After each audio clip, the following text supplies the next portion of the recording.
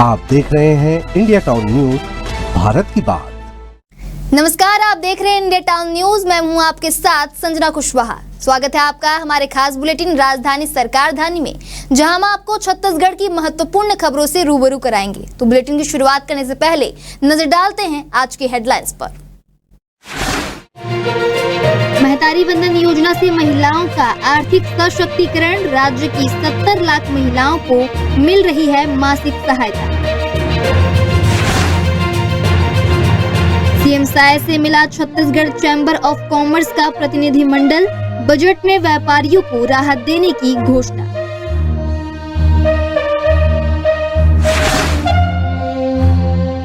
छत्तीसगढ़ संवाद के अलावा विज्ञापन छपवाने पर कार्यवाही, निर्देशों का उल्लंघन करने पर होगी अनुशासनात्मक कार्रवाई। शिक्षा के क्षेत्र में बस्तर का उत्कृष्ट प्रदर्शन, नीति आयोग ने दिया 3 करोड़ का पुरस्कार।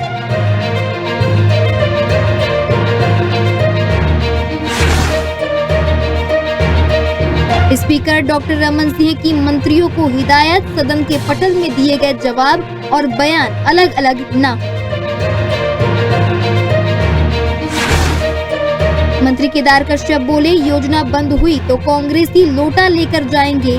कश्यप ने सरकार की उपलब्धियों का किया बचाव। चलिए बढ़ते खबरों की ओर।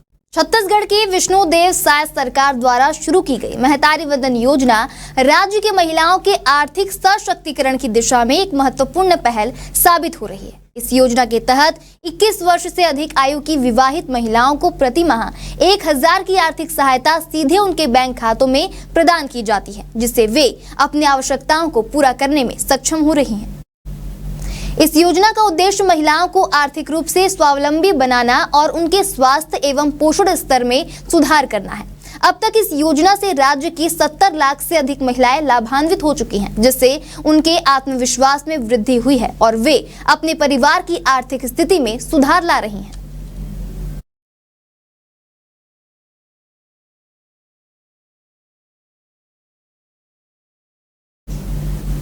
बजट में ई-वे बिल की लिमिट बढ़ाने और वेट में छूट की घोषणा पर छत्तीसगढ़ चैम्बर ऑफ कॉमर्स के प्रतिनिधि मंडल ने मुख्यमंत्री विष्णुदेव साय से उनके निवास कार्यालय में मुलाकात कर उनके प्रति आभार जताया।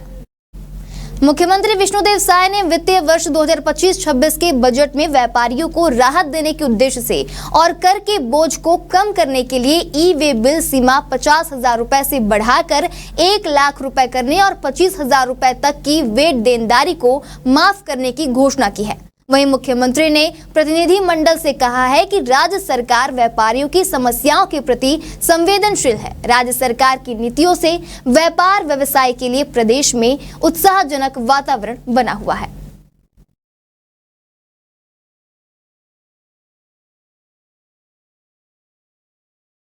प्रिंटिंग के नाम पर पैसों की बर्बादी रोकने छत्तीसगढ़ सरकार ने सख्ती बरती है, जहां वित्त विभाग के सचिव मुकेश कुमार बंसल ने सरकार के विभिन्न विभागों जैसे कि उपक्रमों, मंडलों और अर्धशासकीय संस्थाओं के विज्ञापन, मुद्रण और प्रचार प्रसार संबंधी कार्य छत्तीसगढ़ संवाद से कराए जाने का आदेश सभी विभागों को जारी किया है। उन्होंने कहा है कि छत्तीसगढ़ संवाद के माध्यम से कराए कार्यों का ही नियमानुसार भुगतान होगा। निर्देशों का पालन नहीं करने पर संबंधित अधिकारी उत्तरदायी होंगे और दोषी अधिकारियों के विरुद्ध अनुशासनात्मक कार्रवाई की जाएगी। बता दें कि छत्तीसगढ़ राज्य की स्थापना के बाद 21 अगस्त 2001 को राज्य सरकार ने सरकारी विज्ञापन, प्रचार प्रसार संबंधी कार्य और पुस्तकों की प्रिंटिंग का काम संवाद से कराने का आदेश विभागों को जारी किया था। 2018-19 में भी सामान्य प्रशासन विभाग ने आदेश जारी कर शासन के सभी विभाग, उपक्रम, निगम मंडल, विश्वविद्यालय, आयोग और अर्धशासकीय संस्थाएं अपनी उपलब्धियों, योजनाओं और कार्यक्रमों पर आधारित विज्ञापन राज्य सरकार के जनसंपर्क विभाग की सहयोगी संस्था छत्तीसगढ़ संवाद के माध्यम से अनिवार्यतः जारी करने के निर्देश दिए थे।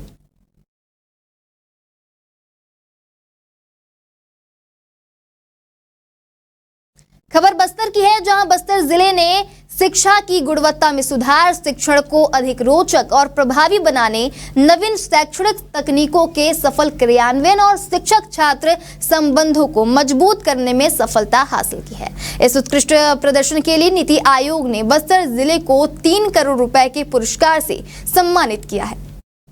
इस उपलब्धि पर मुख्यमंत्री विष्णुदेव साय ने बधाई देते हुए कहा कि बस्तर जिले के विद्यार्थियों की मेहनत, शिक्षकों के समर्पण और हमारी सरकार की गुणवत्तापूर्ण शिक्षा व्यवस्था के प्रति प्रतिबद्धता ने जिले को एक नई ऊंचाइयों तक पहुंचाया है। यह सम्मान पूरे प्रदेश के लिए प्रेरणादायक है।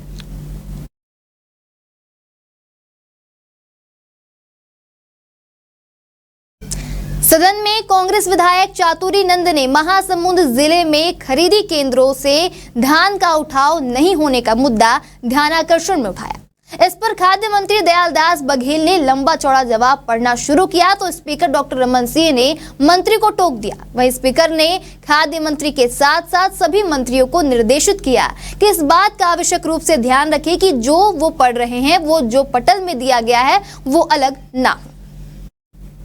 विधानसभा अध्यक्ष डॉक्टर रमन सिंह ने खाद्य मंत्री को निर्देशित किया कि आप जो जवाब पढ़ रहे हैं वो काफी लंबा है, जबकि पटल में आपकी ओर से दिया गया लिखित जवाब संक्षिप्त में है। आसंदी को प्राप्त जवाब और आपकी जवाब में अंतर है, इससे सही क्या है? स्पीकर की ओर से कांग्रेस विधायक चातुरी नंद से भी यह पूछा गया कि जो जवाब आपके पास है क्या वह मंत्री से प्राप्त जवाब है? इस पर विधायक चातुरी नंद ने कहा कि मुझे विधानसभा की ओर से उत्तर प्राप्त हुआ है।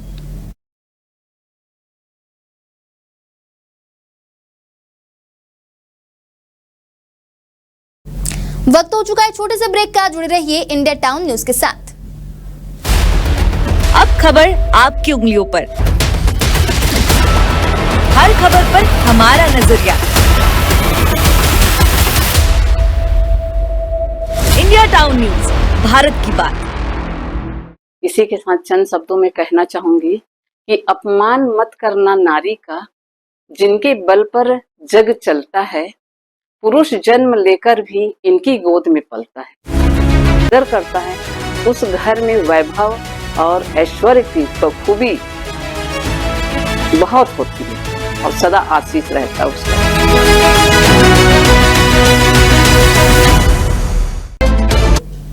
ब्रेक के बाद स्वागत है आपका इंडिया टाउन न्यूज में। चले बढ़ते हैं खबरों की ओर। छत्तीसगढ़ विधानसभा के बजट सत्र में अनुदान मांगों की चर्चा के बीच संसदीय कार्य मंत्री केदार कश्यप ने विपक्ष पर तंज कसते हुए कहा कि शौचालय योजना यदि बंद हो जाए तो कांग्रेसी लोटा लेकर जाएंगे। मंत्री की इस टिप्पणी पर नेता प्रतिपक्ष डॉक्टर चरणदास महंत ने जवाबी पलटवार करते हुए कहा, पहले तो लोटा में ही काम चल जाता था, लेकिन आज शौचालय तो बन गया, लेकिन बाल्टी में पानी तक नहीं है। सरकार को शौचालय बनाने के पहले पानी की व्यवस्था गांव-गांव में करनी चाहिए थी। दरअसल केदार कश्यप बजट अनुदान मार्ग पर चर्चा के दौरान सरकार की उपलब्धियां गिनाने के साथ साथ पूरे सरकार की खामियां भी गिना रहे थे।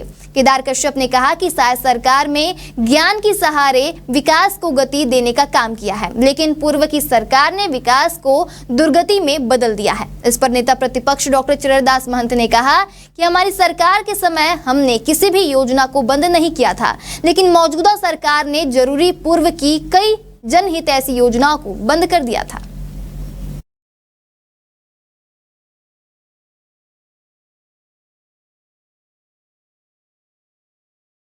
छत्तीसगढ़ भू संपदा विनियामक प्राधिकरण ने कॉलोनी और फ्लैट्स के हस्तांतरण और मेंटेनेंस चार्ज से जुड़े नियमों का स्पष्टीकरण जारी किया है।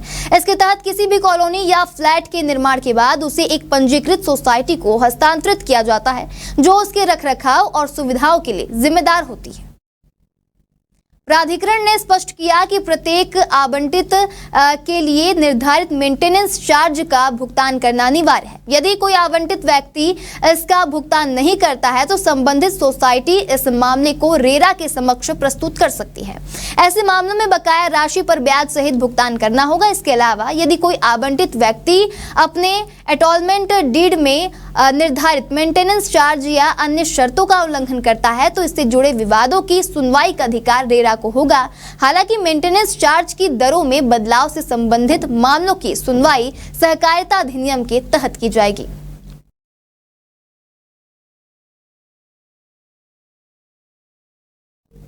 ना नौकरी बची ना सुनवाई, आखिर जाए तो जाए कहां? यही सवाल ये छत्तीसगढ़ के 2897 बर्खास्त बीएड प्रशिक्षित सहायक शिक्षक एक बार फिर अनिश्चितकालीन धरने पर बैठ गए हैं। इससे पहले भी 45 से ज्यादा दिनों तक ये शिक्षक प्रदर्शन कर चुके हैं, लेकिन नगरीय निकाय चुनाव की आचार संहिता के कारण उन्हें अपना आंदोलन स्थगित करना पड़ा था। बता दें, प्रदर्शनकारी शिक्षकों ने कहा कि परिवार चलाना मुश्किल हो गया है, लोग ताने देते हैं।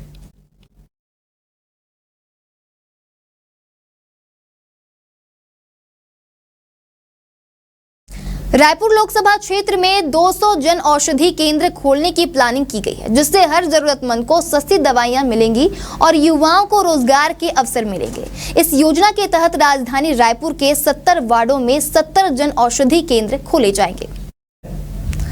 इससे आम जनता, विशेष रूप से गरीब और जरूरतमंद लोग जो महंगी दवाइयों के कारण उचित इलाज नहीं करा पाते थे, उन्हें सीधा लाभ मिलेगा। सांसद ने जानकारी देते हुए बताया कि राजधानी के सभी 70 वार्डों में 70 और पूरे रायपुर लोकसभा क्षेत्र में 200 जन औषधि केंद्र खोलने की योजना है।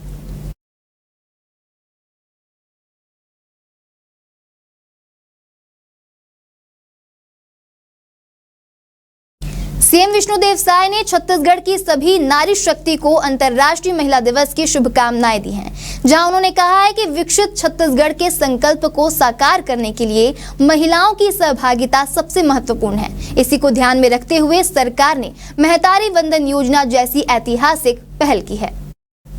बता दें, सीएम साय आज महत्वपूर्ण कार्यक्रम में शामिल होने जसपुर के कुनकुरी रवाना हुए, जहां रवाना होने से पहले उन्होंने मीडिया से बातचीत की। इस दौरान जशपुर की विधायक रायमुनि भगत और पत्थलगांव की विधायक गोमती साय भी नारी शक्ति के रूप में उनके साथ मौजूद रहीं। मीडिया से बातचीत के दौरान सीएम साय ने कहा कि बीजेपी में हमेशा महिलाओं का सम्मान हुआ है, राष्ट्रपति पद पर महिला है, देश भर में महिला सांसद और विधायक है।